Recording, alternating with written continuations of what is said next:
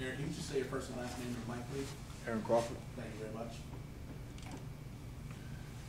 Some of the main focus in practice today, and then after watching tape from Wake Forest, what are your major takeaways? We kind of try to hold them back in on the little things, all the technical issues that we saw that we might that might be able to come back up in the next game. Footwork, hands, different things like that. Mac has said that Tuesday practices have been a little bit lacking. Was there a different level of focus for you guys today? Yeah, guys came out with a high level of focus, high passion and energy today. It was good to see, and like people are ready to bounce back from last week. It's one of you older guys have kind of stepped forward the last couple of days, being a little bit more vocal as a need to kind of get the guys on the same page where the staff wants them. I feel like me and Tamon have been trying to get guys going in the same direction, holding a few extra meetings and things like that, trying to hold everybody a little bit more accountable. So as far as the defensive side, that's one thing that I've seen for sure. Some of the guys say that you're not super vocal, but have you had to kind of force yourself to be a little more vocal as a result of the loss, or have you gone about being that guy, a little bit more of that guy? Yeah, it's just kind of something that comes along with the job.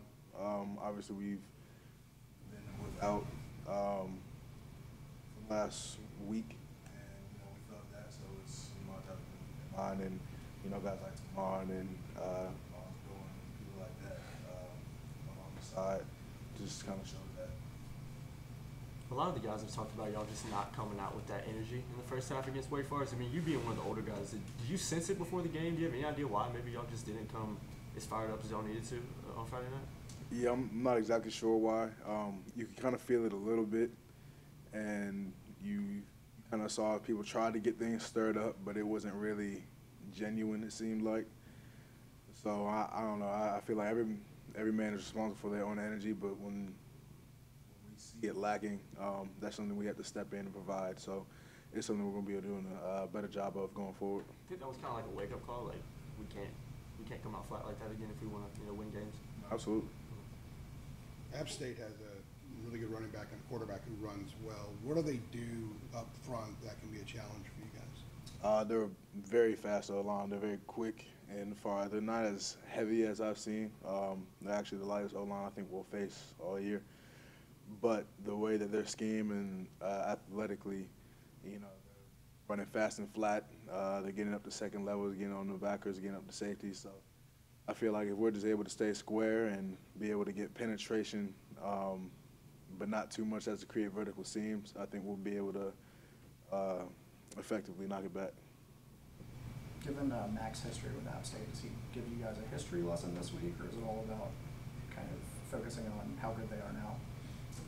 We always have a few guys who are familiar with the program come up and speak and give their thoughts about, what the side is thinking around this time, what they're being coached of.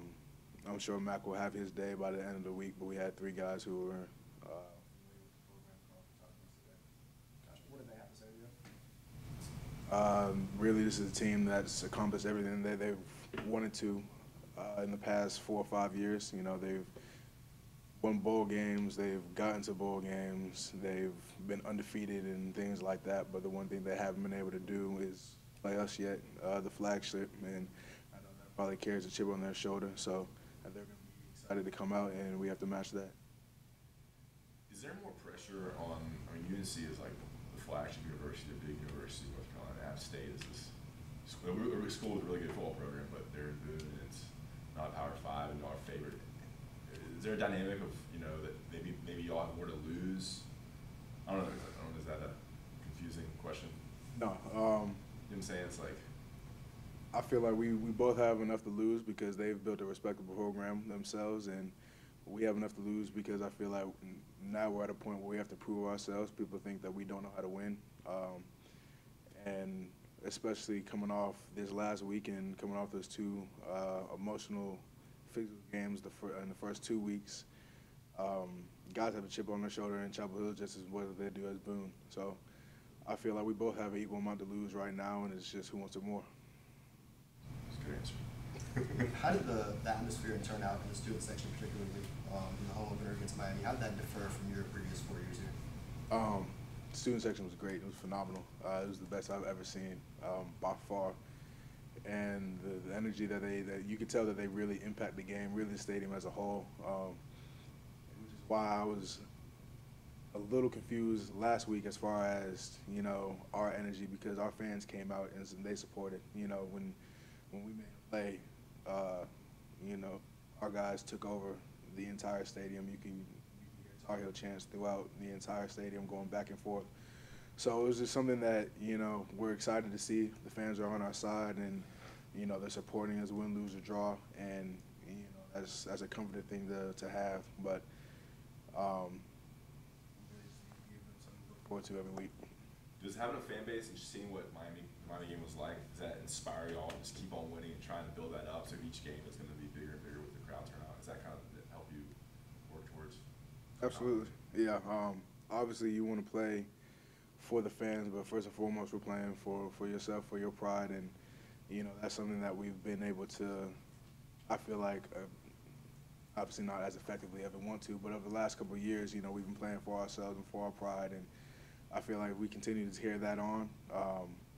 Playing for the fans should be a no-brainer. Like, it's just something that comes second nature. I guess, like, you get motivation from the crowd and seeing them.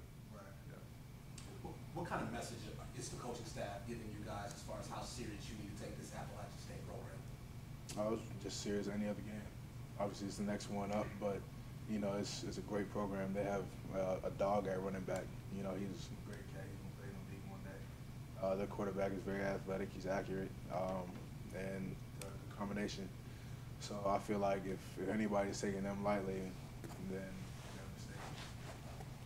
How do you think Zach did a little bit more of an expanded role on Friday night? He stepped up. Him and Vahasik, they both stepped up in the roles that maybe they didn't think they were ready for at the time, but, you know, when things happen and your name gets called as the next man up. So they both did a good job. I know for his first game starting, I'm sure his nerves were a little rattled in the beginning, but he settled in, and I have no complaints about that. So you had like 4 sacks through your first 27 games, 2 sacks through 3 games right now. Like, how have you taken that next step as a pass rusher? Really just trying to get off the ball a little more and be able to push the pocket. That's where a lot of the sacks come as it knows, right up the middle.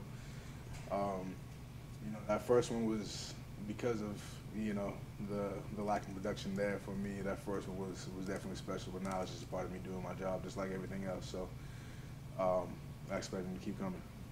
How big of a loss was Jason on Friday night? I mean, I know it looked like he was supposed to play and then kind of got ruled out right before the game. I mean, did that kind of mess with y'all's game plan a little bit? Or I know Coach Bateman said yesterday that he didn't think it affected y'all too much, kind of based on what Wake did. But do you agree with that? How do you see that? And how big of a loss was he? I mean, obviously he's a loss. It's a big loss. You know, he's a fifth-year senior, but at the same time, you know, that's where guys get their chance to shine. So Zach Gill stepping up and him getting his first start, he took that role head on, and he didn't miss a beat. All right. Thanks, y'all. Thanks.